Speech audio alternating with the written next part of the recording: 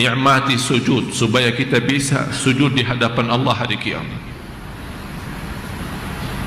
Kalau bisa nangis setiap sujudnya, jangan berhenti. Sebagaimana kata seorang wanita di zaman Nabi Musa, waktu Nabi Musa menceritakan ada ummah yang akan datang umurnya di antara 60 dan 70. Apa jawabannya seorang ibu itu? Saya akan habiskan 60-70 umurku itu untuk hanya bersujud karena Allah. 60 dia mau habiskan dalam sujud. Malah saya heran, orang lagi salat menghadapi Allah, begitu turunkan kepala, belum sambil menuntuh sajadahnya sudah bangun lagi, belum menuntuh sajadah dan karpetnya sudah bangun lagi, seolah-olah dia takut terkotor mukanya, takut gatal wajahnya, padahal Allah menunggu bisikan doa di saat sujud. Oleh karena itu Rasulullah SAW bersabda di hadis sahih, aqrabu, karena kondisi sujud di dalam salat menjadi yang teragung.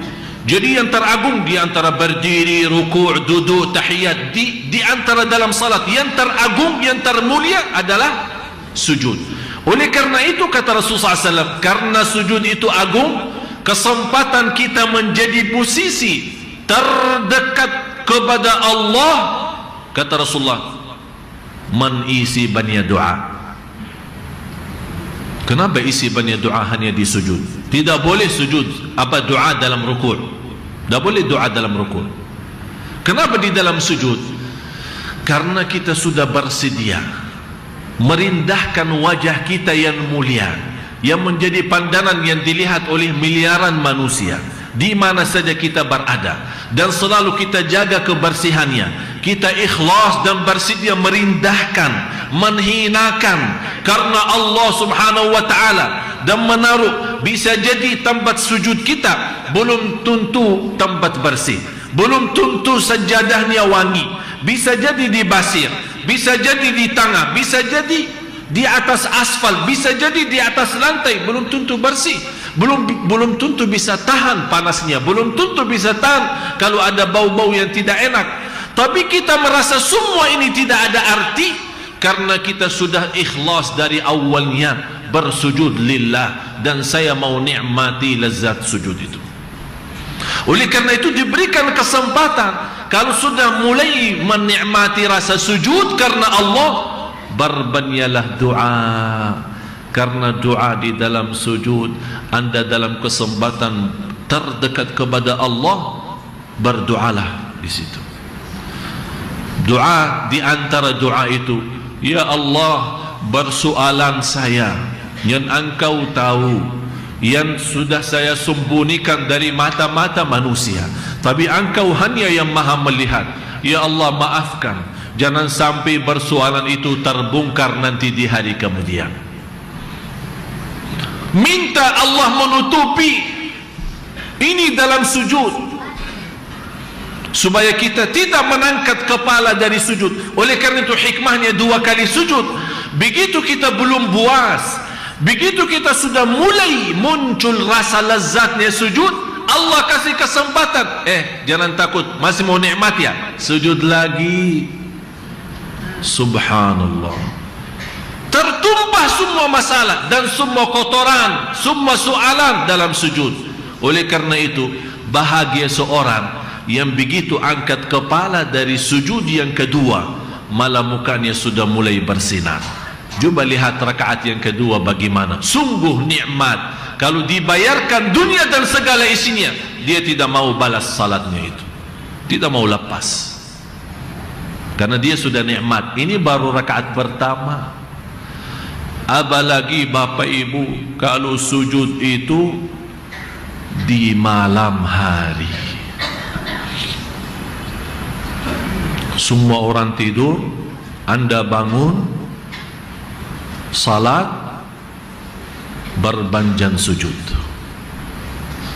Bisa jadi baca saat berdiri qulhu, bisa jadi baca wasyamsi wa duhaha, atau ayat-ayat pendek yang lain. Tapi saya mohon, kalau anda sudah di dalam sujud, jangan kuburu, karena anda lagi dalam terdekat kepada Allah. Mohon rasakan itu. Kalau kita dalam kesempatan menghadapi seorang mulia, kita memanfaatkan setitik-titiknya supaya kita bisa ambil apa-apa segala hajat kita. Ini Allah yang maha segala-galanya. Apalagi di malam hari, orang tinggalkan enaknya tidur, dia mau nikmati sujud. Seolah dia memberikan tahu kepada Allah, ya Allah, terima kasih atas nikmat tidur itu, tapi bagi saya lebih nikmat adalah sujud kepadamu. Kita tunjukkan itu. Sungguh jamaah sekalian, yang istiqamah sujud malam hari luar biasa. Saya akhiri satu cerita terjadi sama saya. Semalam habis maghrib, saya sunnah ba'diyah.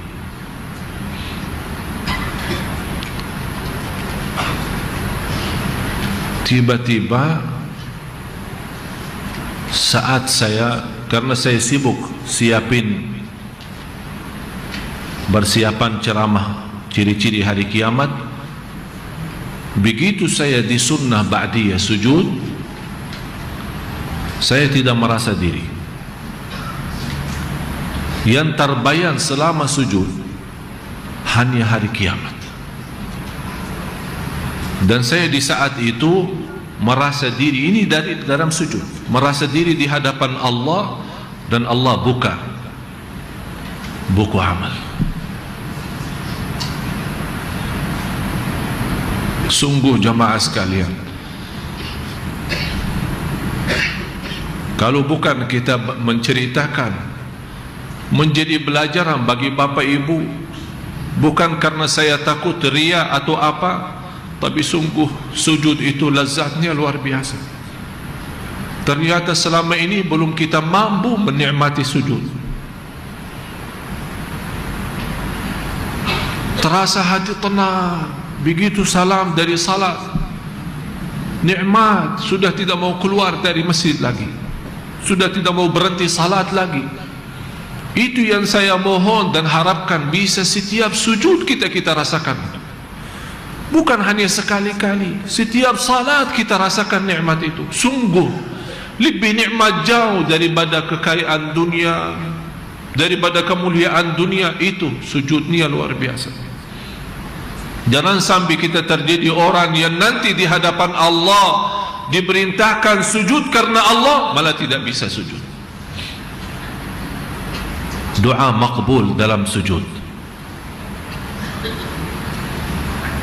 Dan pernah kita bahas di surat Az-Zumar, salah satu rahasia ilmu orang yang senantiasa bersujud kepada Allah,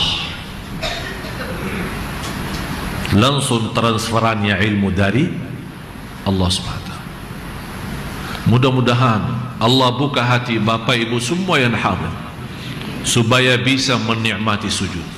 Saya yakin anda kalau betul-betul berjuangkan, berusaha semaksimal mungkin nanti malam nanti malam supaya hari Kamis, karena setiap hari Kamis terbuka amal kita, buku amal terbuka setiap hari Senin Kamis, dan Allah mengampuni semua yang terlihat bukunya, kecuali dua orang yang saling marah dan saling tidak memaafkan, saling terputus silaturahimnya. Dalam kesempatan supaya nanti pagi hari saat terbuka amal kita, di antaranya tertulis oleh malaikat, malamnya sudah lazat sujud. Itu yang saya harapkan. Jangan sampai terbuka buku amal kita besok pagi sudah tertulis sebelumnya malam ini ada tertulis sudah mendapatkan lazatnya sujud. Mudah-mudahan Allah kuatkan dan buka hati bapak ibu semua.